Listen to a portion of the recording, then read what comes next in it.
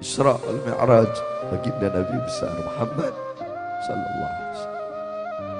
Hadirin sekalian yang dimuliakan Allah, Isra wal Mi'raj adalah satu peristiwa yang luar biasa, satu peristiwa yang mulia, satu kejadian yang agung, kejadian yang luhur, perjumpaan seorang hamba dengan Tuhannya, perjumpaan kekasih dengan kekasih, perjumpaan pecinta dengan yang dicinta, perjumpaan perindu dengan yang dirindu, yaitu perjumpaan Allah dengan baginda Nabi besar Muhammad. Saudara-saudara, para ulama-ulama salaf terdahulu, banyak sekali daripada beliau-beliau yang mengarang kitab-kitab yang menjelaskan tentang Isra Mi'raj. Sebagaimana yang kalian tahu, saya setiap berkata, setiap ceramah atau mengatakan apapun pasti pakai dalil, pasti pakai maraji. Ada alasannya, ada referensinya. Sebab saya perhatikan banyak ustadz sekarang, kiai sekarang, penceramah sekarang itu kalau menjelaskan tentang Isra Mi'raj, mereka memberikan pemahaman yang salah, bahkan bisa pemahaman yang terjerumus kepada kesesatan sang pendengar. Contoh, kalian pasti sering dengar ustadz, kiai, habib, dai penceramah ngomong begini, Jibril turun membawa cawan yang terbuat dari emas yang berisi air dari surga. Dibelah dada Nabi Muhammad, diambil hatinya, dibersihkan dari kotoran, disucikan. Saya tanya, jawab, pernah atau tidak dengar penceramah ngomong seperti itu? Pernah atau tidak? Pernah atau tidak? Kalau ada ustadz atau kiai atau habib atau dai atau penceramah ngomong seperti itu ustadz, kiai, penceramah, dai goblok. Saudara-saudara, kewajiban dai, kewajiban penceramah memberikan pemahaman kepada umat, memberikan pemahaman penjelasan yang sesuai dengan kadar akal si pendengar untuk menerima ilmu dan penjelasan tersebut. Sekarang begini, orang awam kalau ada dai ngomong seperti itu, dibersihkan. Jangankan ngomong dari kotoran, kalau ketika dia berhenti dibersihkan saja itu udah salah. Contoh, saya ngomong hati Nabi Muhammad dibersihkan, stop. Penjelasan saya cuma sampai di situ. Pemikiran orang awam, sesuatu yang dibersihkan sebelumnya apa? Sebelumnya apa? Sebelumnya apa? Kalau penjelasan saya tentang pembelahan dada Nabi berhenti hanya sampai di situ saja, orang awam akan berpikir hati Nabi Muhammad kotor. Terus kalau hati Nabi Muhammad kotor, apa bedanya dengan kita? Kan begitu. Apalagi kalau si dai tadi menambahkan dibersihkan dari kotoran, ini kan goblok. Makanya banyak sekarang ini kiai-kiai, ustadz, dai, kalau saya bilang ustadz Indomie, digodok 5 menit jadi. Saudara-saudara, jangan berbicara tentang hati Nabi terlalu jauh. Buka kitab Asy-Syifa karangan Imam Qadiyat. Darah Nabi, darah Nabi suci. Air kencing Nabi, air kencing Nabi suci. Kotoran Nabi Muhammad suci. Nanah Nabi suci.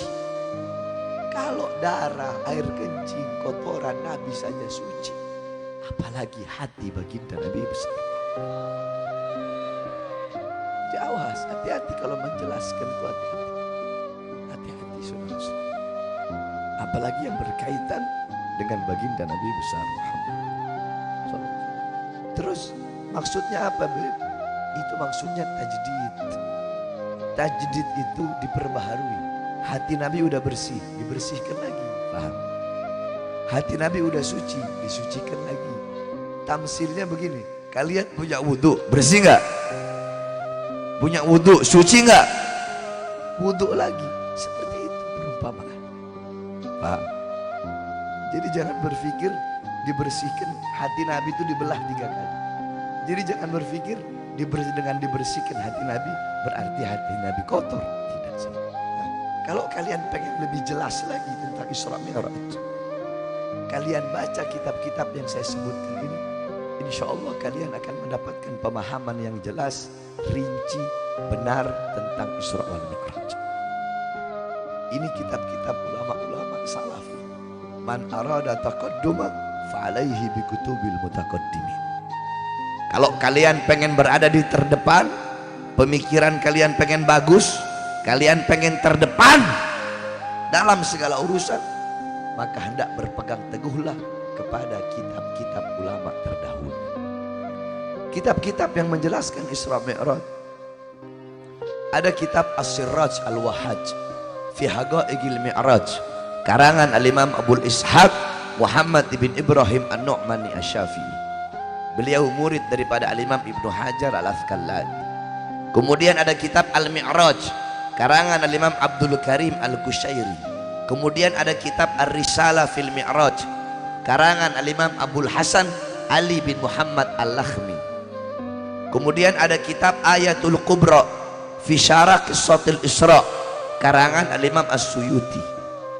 Kemudian ada lagi kitab An-Nurul Wahhaj fi Qissah Isra wal Mi'raj, karangan daripada Al-Imam Ali Zainal Abidin bin Muhammad Al-Hadi Al-Barzanji.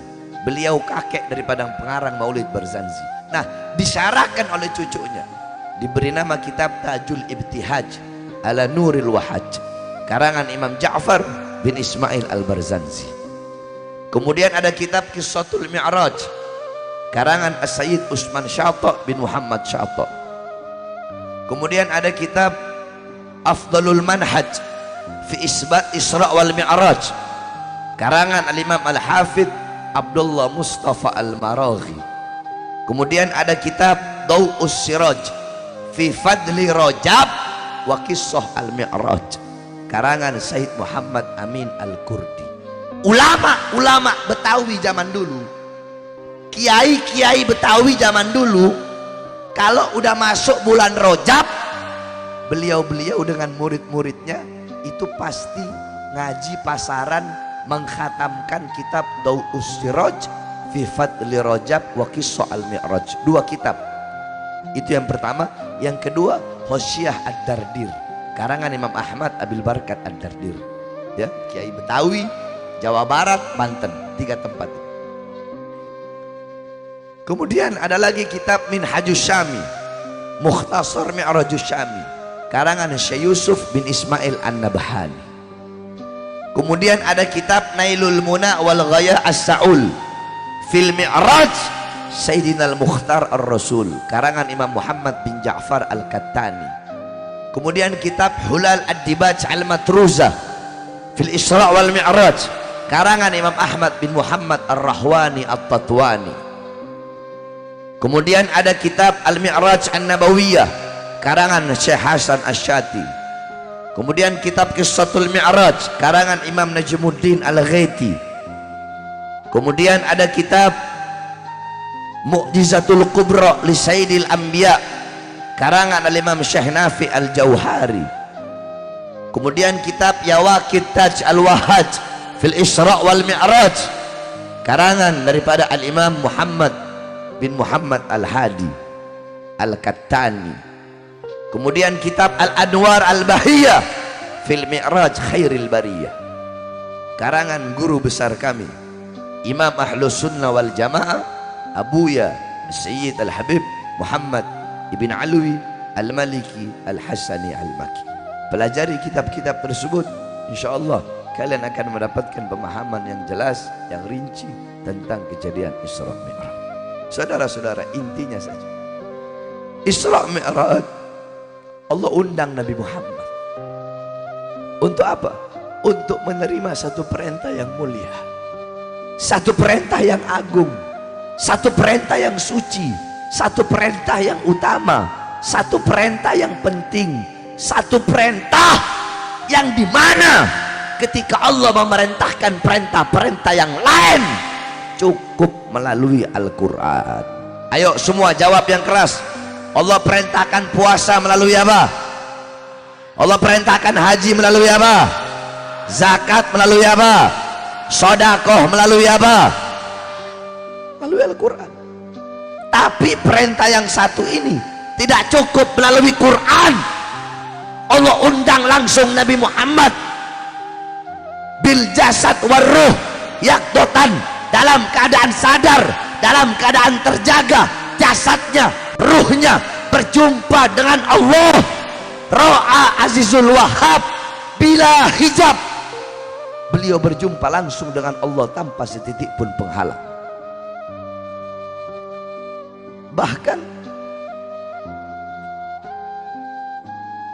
Al-Imam Al-Qastallani beliau mengatakan, siapa yang lebih mulia, sendal Nabi Muhammad ataukah malaikat Jibril? Jibril tidak pernah berjumpa langsung dengan Allah, tapi Nabi Muhammad bahkan sandalnya berjumpa dengan Allah. Kenapa sandal itu menjadi mulia? Itu sandal hanya kulit biasa. Sandal itu menjadi mulia karena menempel dengan sesuatu yang mulia, yaitu kulit baginda Nabi besar Muhammad. Alam tara jildal hagira mugabbalan bisagafi lamma ansara jildal mushafi. Tidak pernahkah kalian melihat kulit-kulit yang tidak berharga, kulit-kulit yang tidak bernilai, kulit-kulit tersebut dicium di mulut-mulut, dicium di bibir-bibir, ketika kulit itu menjadi sampul ayat suci Al-Quran. Contoh begini, ini ibarat kata kulit. Saya punya satu saya belah dua kulit saya. Ini kulit kambing saya belah dua. Kulitnya sama kan? Dari satu kulit yang sama. Yang ini saya bikin dompet, yang ini saya bikin sampulnya mushaf, sampulnya Quran. Yang saya bikin dompet, megangnya harus punya wudhu. Megangnya harus punya wudhu nggak? Nggak perlu kan? Taruh di bawah, boleh nggak? Dilempar, boleh nggak? Dibakar, dilempar di tong sampah, dilempar, dibuang ke got, ditaruh di belakang. Yang ini sama kulitnya, menyentuhnya boleh nggak kalau nggak punya wudhu? Harus punya dimulia, ditaruh di tempat yang tinggi. Kenapa? Kan sama kulitnya. Yang membedakan kulit yang ini bercampur dengan sesuatu yang mulia. Apa itu? Ayat suci Al-Quran. Sebab ada sebagian ulama berpendapat Nabi Muhammad Isra Mi'raj cuma ruhnya saja. Mereka punya dasarnya adalah riwayat hadis Sayyidatuna Aisyah radhiyallahu anha. Tetapi pendapat yang paling muktamad, pendapat yang paling kuat, Nabi Muhammad Isra Mi'raj bil jasad war ruh. Buktinya apa? Al-Imam Fakhruddin Ar-Razi, Al-Imam Baghawi, Al-Imam Baydawi, Al-Imam Jalaluddin Al-Mahalli, Al-Imam Ibnu Katsir, Al-Imam Qurtubi, beliau mengatakan, yakni subhanalladzi asra bi 'abdihi. Abd, di sini Allah pakai kata abd. Abd itu hamba yang utuh. Hamba yang utuh itu maksudnya apa? Ra'a bi'alatil ain, sami'a bi'alatil udun, takallama bi'alatil lisan, masaka bi'alatil yadin, masya bi'alatil rijlin, syaqa bi'alatil qulub. Hamba yang utuh adalah hamba yang melihat dengan alat. Melihat dengan alat. Orang sini lemas-lemas ya. Saya jauh-jauh lagi sakit tapi semangat. Masa Kiai kampungnya Kiai Haji Nur Ali orangnya lembek-lembek? Mana ruh jihadnya Kiai Nur Ali? Saya tanya, jawab yang keras.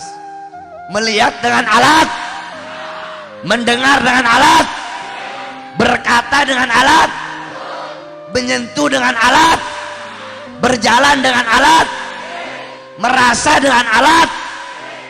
Itu hamba yang utuh. Saya tanya, kalau ruh doang tanpa jasad, bisakah melihat dengan alat mata? Bisakah mendengar dengan alat telinga? Sebaliknya, ruh saja, jasad saja tanpa ruh, bisakah melihat dengan alat mata, mendengar dengan alat telinga? Berarti yang bisa apa? Jasad dan ruh. Itu bimakna al-abad di situ. Saya kalau mau jelasin Isra Mi'raj 1 bulan nggak kelar. Subhana bimakna tanzih, yakni aib al-murad tanzihullah min kulli su' al-bara'ah, yakni subhana bimakna al-bara min kulli, panjang lebar. Intinya saja begitu. Berjumpa langsung dengan Allah dalam keadaan sadar, dalam keadaan terjaga jasadnya, ruhnya berjumpa dengan Allah untuk menerima suatu perintah yang tidak pernah Allah, yang dimana perintah-perintah yang lain Allah perintahkan melalui Quran, tapi perintah ini tidak cukup melalui Quran karena begitu penting dan utamanya. Apa itu? Apa itu? Apa itu? Sholat. Makanya jaga kau punya sholat, perhatikan kau punya sholat, utamakan kau punya sholat. Saudara-saudara, saya sampaikan kepada kalian, saya ini binatang, kalian binatang, kita ini binatang, kita bejat, kita ini manusia-manusia bangsa. Bahkan kita bisa dibilang lebih binatang dari binatang. Kenapa Habib ngomong seperti itu? Ya, di masjid-masjid kalian, di musola-musola kalian, terdengar panggilan Allah, hayya 'alas shalah, hayya 'alas shalah, ayo sholat. Kalian yang dagang, berhenti dulu dagangnya. Kalian yang punya toko, tutup dulu tokonya. Yang bekerja, berhenti dulu kerjanya. Yang duduk di atas kursi kekuasaan, bangun kalian, ayo sholat. Yang di atas komputer, berhenti dulu, berangkat angkat kaki, sholat. Ayo kembali kepadaku. Hayya 'alas shalah, panggilan Allah terdengar di kuping-kuping kalian, tetapi kalian abaikan panggilan Allah dan kalian lebih memilih panggilan perut kalian. Saya tanya, ini yang terjadi kan? Ini yang terjadi kan? Salah saya ngomong? Salah. Kalian lebih mementingkan harta, usaha, pekerjaan, uang ratusan ribu rupiah. Kalian tinggalkan Allah karena uang ratusan ribu rupiah. Masih pantas kita dibilang manusia. Kita lebih binatang dari binatang. Padahal kau tahu Allah yang kasih kau kehidupan, Allah yang kasih kau Allah yang kasih kau rezeki, Allah yang kasih kau nafas. Bagaimana kalau Allah minta setiap satu kali nafas 1.000 rupiah, Allah minta bayaran? Kita punya waktu 24 jam. Ambil 24 jam, 2 jam untuk sholat sama wirid-wiridnya, kecuali Wahabi nggak wiridan. 2 jam sama wirid-wirid, masih ada sisa berapa? Masih ada sisa 20 jam untuk urusan perut, untuk urusan di bawah perut, untuk urusan makanan, harta, pekerjaan, pangkat, jabatan, tahta, dagang, usaha. Masih ada 22 jam. Kenapa kalian tidak mau meluangkan 2 jam untuk Allah yang memberikan kalian kehidupan? Makanya saya bilang, kalian, kita ini lebih binatang dari binatang, saudara-saudara. Takut kepada Allah, kembali kepada Allah. As-salatu ra'sul ibadah. Salat itu kepalanya ibadah. Saya tanya, kepala ngikut ekor apa ngekor ngikut kepala? Kepala ngikut ekor. Kepala ngikut ekor apa ekor ikut kepala? Berarti amal ibadah yang lain mengikuti Kalau kau punya sholat bagus, kau punya sholat baik, kau punya sholat sempurna, maka seluruh amal ibadahmu bakal baik, bakal bagus, bakal sempurna walaupun sedikit. Paham? Sebaliknya, kalau kau punya sholat rusak, kau punya sholat hancur, kau punya sholat berantakan, walaupun amal ibadahmu setinggi langit, sebesar gunung, sedalam laut, tetap semuanya bakal rusak, hancur, berantakan walaupun amal ibadahmu banyak. Karena apa? Karena tolak ukur yang menentukan baik atau buruknya ibadah adalah sholat. Sampai-sampai Rasulullah sebelum wafat, apa wasiat beliau? Usikum bisalah, usikum bisalah, usikum bisalah. Ketika beliau tidak bisa menjadi imam, beliau masih memperhatikan. Apa kata beliau? Muru Abu Bakar bisalah, perintahkan Abu Bakar untuk sholat menjadi imam. Jaga. Beb, saya nggak bisa sholat awal waktu, nggak bisa sholat awal waktu, sholat tengah waktu. Beb, nggak bisa sholat tengah waktu, sholat akhir. Beb, nggak bisa sholat di masjid, di musola, sholat di rumah. Beb, nggak bisa sholat jamaah, sholat sendiri. Beb, nggak bisa sholat berdiri, sholat duduk. Beb, nggak bisa sholat duduk, sholat di. Yang penting jangan tinggalkan. Dalam asar ada seekor babi. Apa? Babi. Ini babi ngomong begini.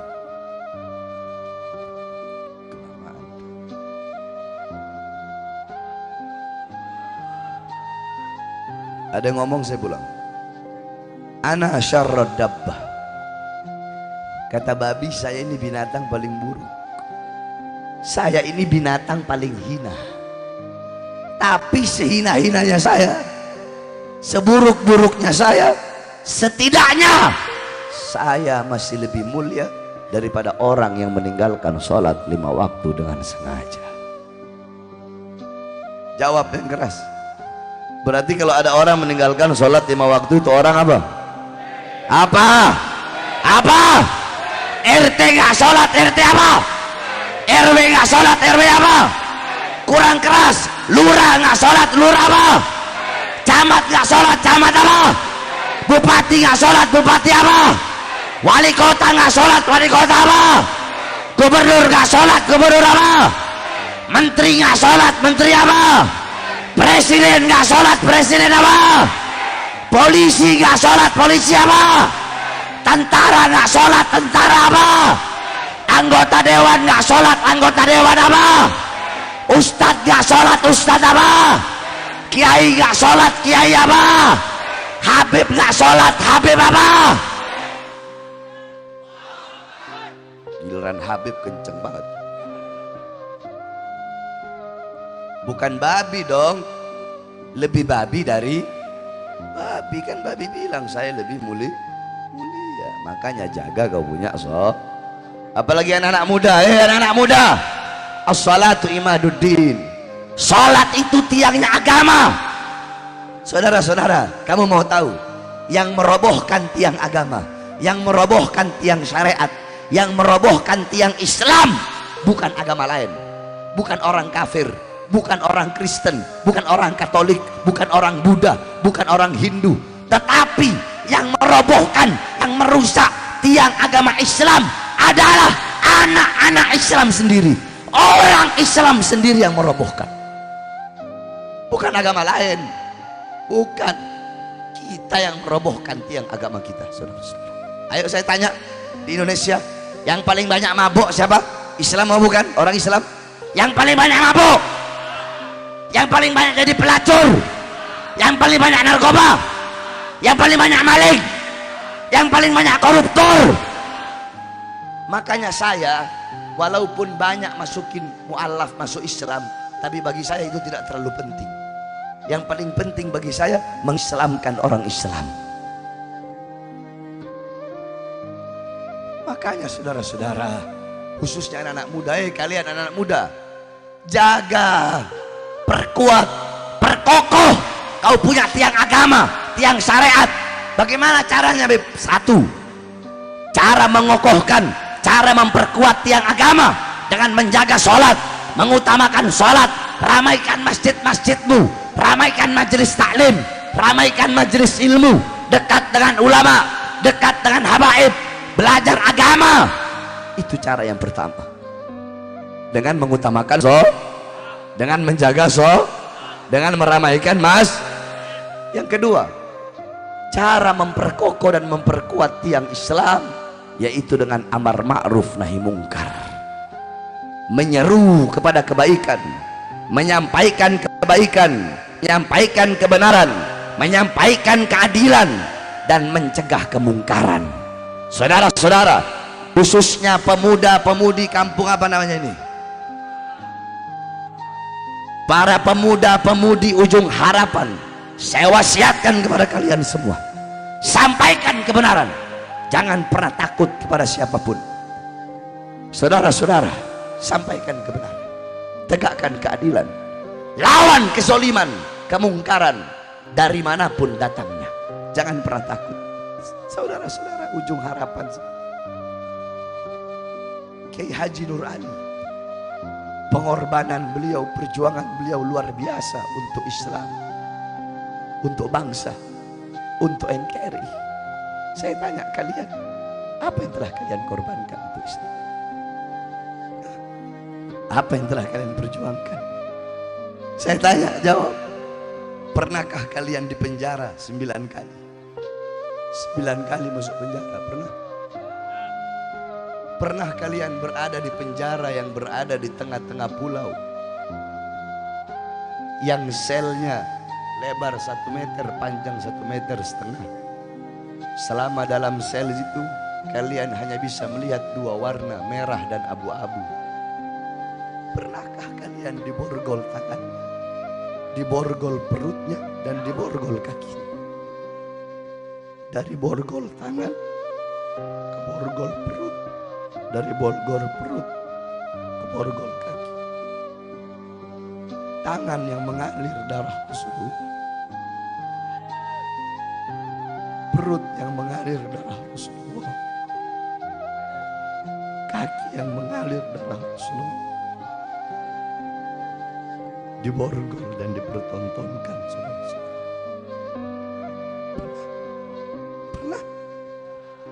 Pernahkah kalian ketika berada di dalam mobil, di tol, atau dimanapun, mobil kalian ditembaki, ada upaya percobaan pembunuhan? Pernah? Pernah ketika kalian dalam penjara, ada upaya percobaan pembunuhan, yakni diracun melalui makanan, minuman, atau sejenisnya? Lantas apa yang kalian perjuangkan? Saudara-saudara, coba kalian lihat Habib Rizik, perjuangan beliau, pengorbanan beliau di masa sekarang. Tidak usah kita berbicara Kiai Haji Nur Ali, terlalu jauh. Terlalu jauh beliau, terlalu besar perjuangan dan pengorbanan beliau. Habib Rizik di masa tuanya bertubi-tubi kezoliman yang beliau dapatkan. Organisasinya dibubarkan tanpa ada alasan yang jelas. Padahal selama ini ada bencana, TNI, Polri, Ormas, Bansar, apa namanya? Banansar, apa itu? Bukan. Basarnas belum turun, FPI sudah turun dulu. Tapi dibubarkan tanpa ada alasan yang jelas. Cukup sampai sini? 6 muridnya, 6 pengawalnya dibantai dengan keji, dibunuh, ditembak sampai mati. 6 pemuda itu mengorbankan nyawanya, jiwanya, darahnya. Untuk apa? Untuk membela, menjaga anak cucu Rasulullah yang berjuang mempertahankan agama kakeknya Rasulullah Sallallahu Alaihi Wasallam.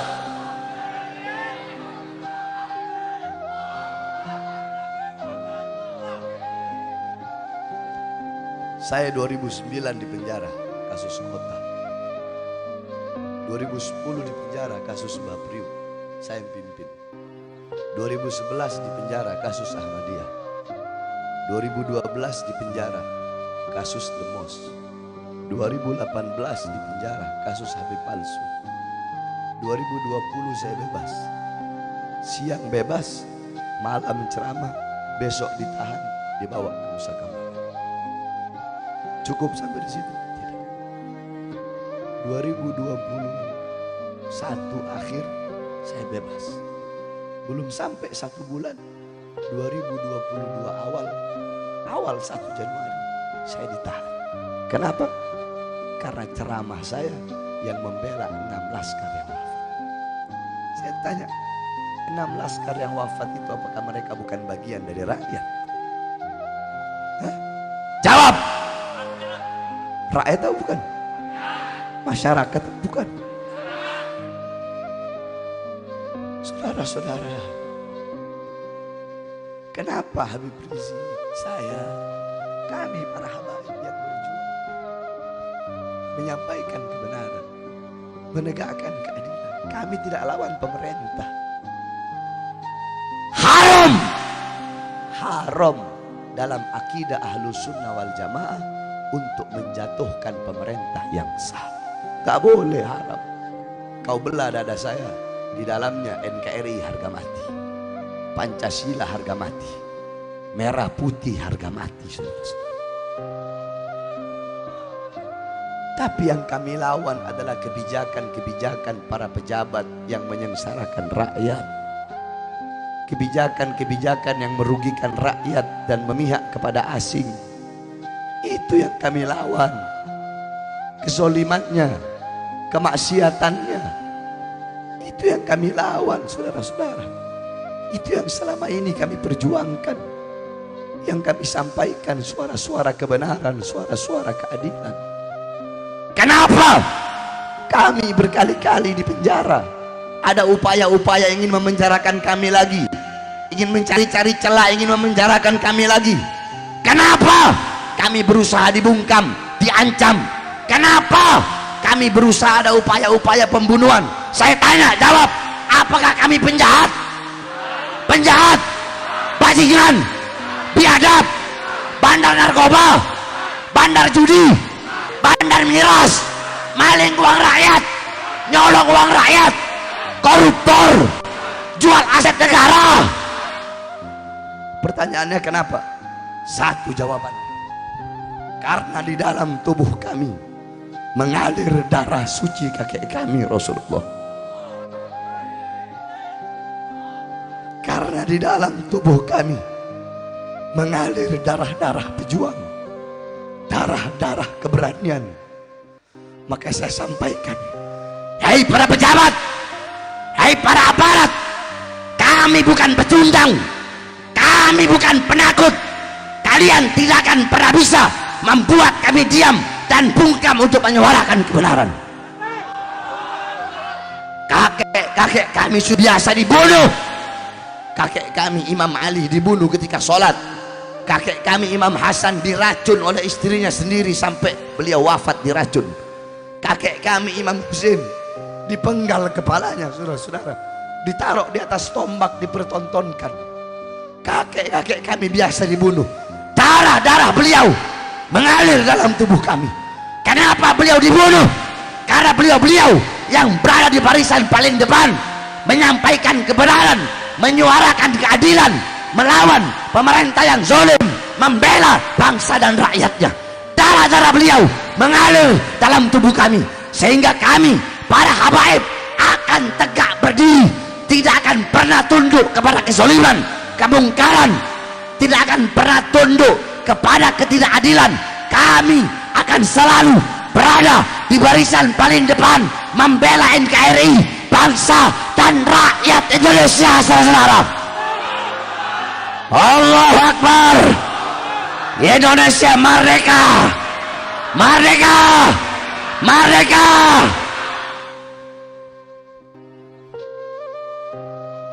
Makanya jangan kami tidak bisa dibungkam. Semakin kalian mau bungkam mulut kami, semakin akan kami teriakkan itu kebenaran.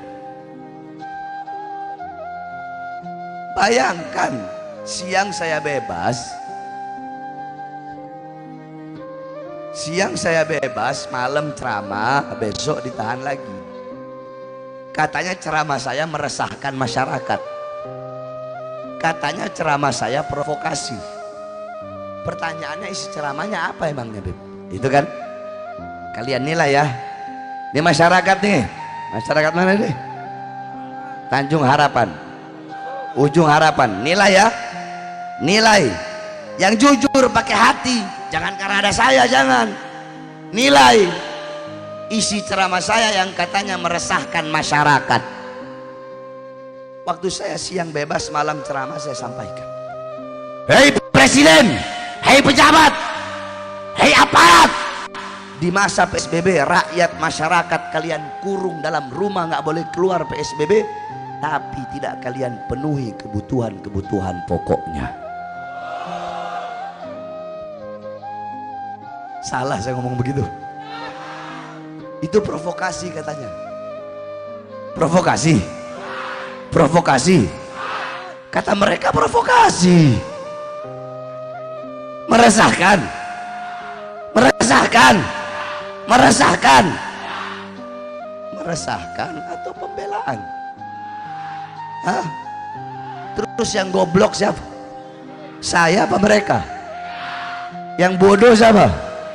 Yang nggak sekolah siapa? Yang pertama. Yang kedua saya sampaikan, hei para pemerintah, mulai RT sampai presiden, anggota dewan semua, perusahaan-perusahaan, hotel-hotel milik asing tetap buka di masa corona. Tapi kenapa warung-warung kecil, toko-toko kecil milik pribumi kalian paksa untuk tutup? Salah saya ngomong begitu? Salah. Apakah saya memihak asing atau memihak rakyat? Memihak asing atau memihak rakyat? Bela asing atau bela rakyat? Itu provokasi. Itu meresahkan. Tapi kata mereka meresahkan masyarakat. Masyarakat yang mana? Yang ketiga saya bilang, hei pemerintah, hei pejabat, hei aparat, berapa banyak pengangguran-pengangguran di Indonesia? Berapa banyak anak-anak muda yang tidak punya kerjaan? Tapi kenapa tenaga kerja dari Cina di masa pandemi corona terus kalian kirim tidak berhenti ke daerah Morowali, Sulawesi? Salah saya ngomong begitu? Provokasi itu meresahkan. Meresahkan. Salah, meresahkan. Meresahkan bagi orang-orang yang mengatakan bahwasanya itu meresahkan masyarakat. Itu kata-kata itu meresahkan bagi para pejabat, bagi para aparat yang mengatakan itu meresahkan masyarakat.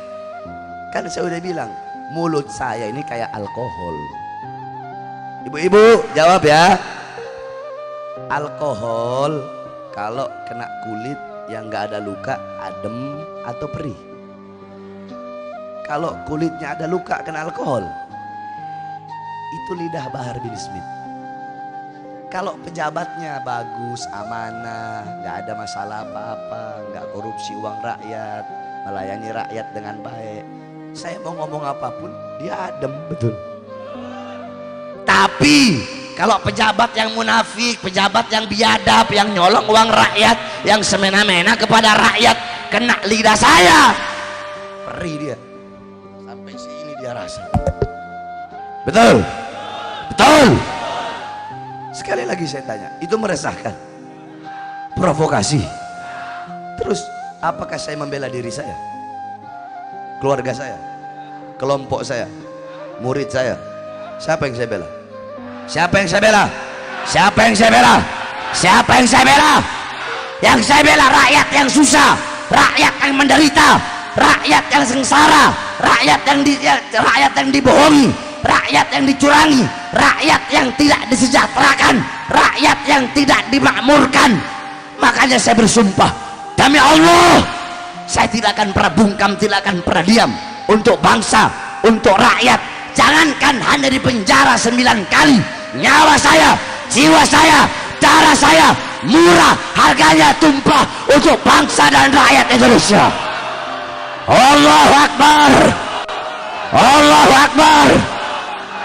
Oleh karenanya saya wasiatkan kepada kalian, para pemuda-pemudi dan masyarakat kampung Ujung Harapan, sampaikan, hei kalian para pengkhianat bangsa, hei kalian para musuh-musuh agama, hei kalian para musuh-musuh negara, di dalam hati kami, di dalam jiwa-jiwa kami, masyarakat pemuda-pemudi Ujung Harapan, telah kami hidupkan ruh Kiai Haji Nur Ali, sehingga kami akan berada di barisan paling depan, sehingga kami tidak akan mundur untuk melawan kalian sampai titik darah penghabisan, saudara-saudara. Allahu Akbar. Siap lawan pengkhianat bangsa, siap lawan koruptor, siap lawan musuh negara. Allahu Akbar. Indonesia merdeka, merdeka. NKRI harga mati, harga mati, harga mati. Allahu Akbar. Mudah-mudahan pejabat kita jadi pejabat yang baik, amanat, istiqomah. Amin ya rabbal. Sebab pejabat sekarang, pejabat ini butuh sama rakyat kalau ada maunya doang.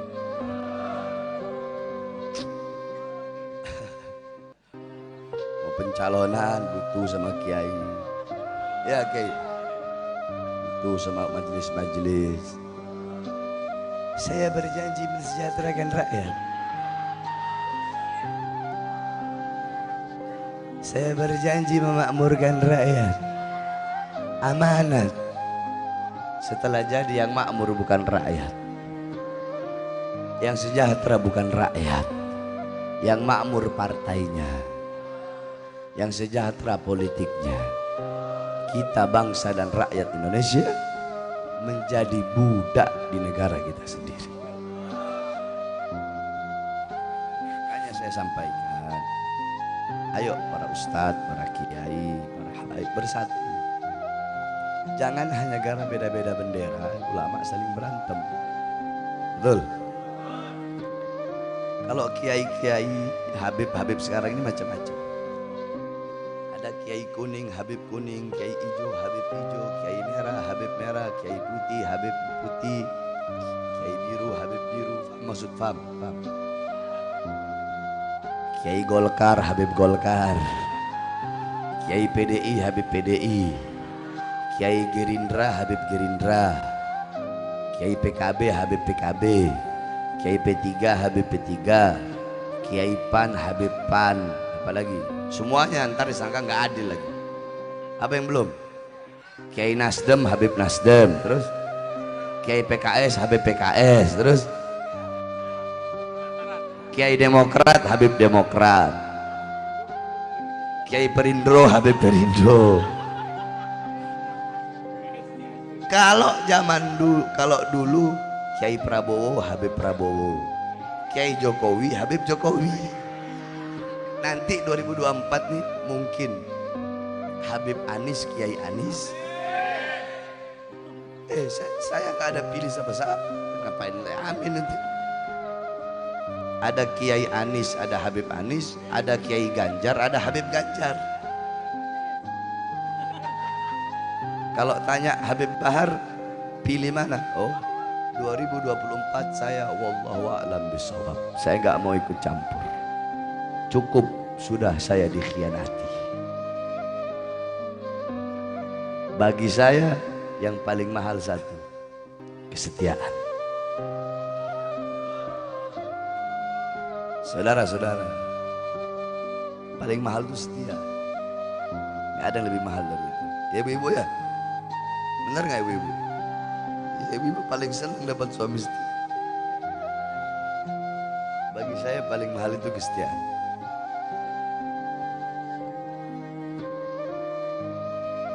Apabila kesetiaan saya disalahgunakan,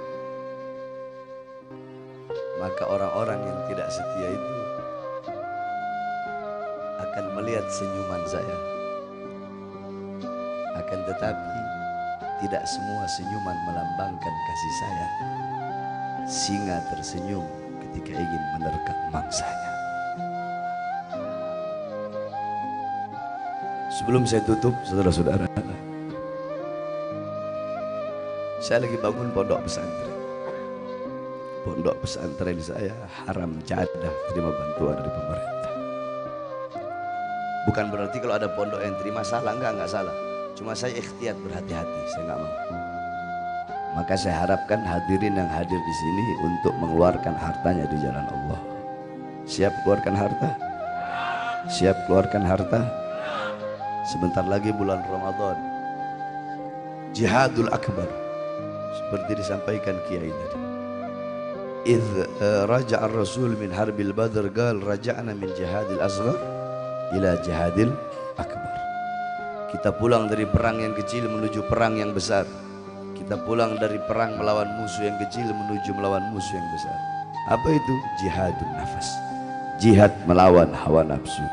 Tuba liman kana agluhu amira wa hawahu asyira, fawailul liman kana agluhu asyira wa hawahu amira. Nanti panjang lagi kalau saya jelasin. Udah, intinya saudara-saudara semua keluarkan hartanya di jalan Allah Subhanahu wa taala. Insyaallah Allah balas ribuan kali lipat. Ya, sambil qasidah Mars Pembela Rasulullah. Hafal semuanya. Keluarin flashnya yang semangat ya. Keluarkan flash. Qasidah Mars Pembela Rasulullah yang semangat. Ya. Ayo semuanya. Prajurit pembela Rasulullah. Yang keras.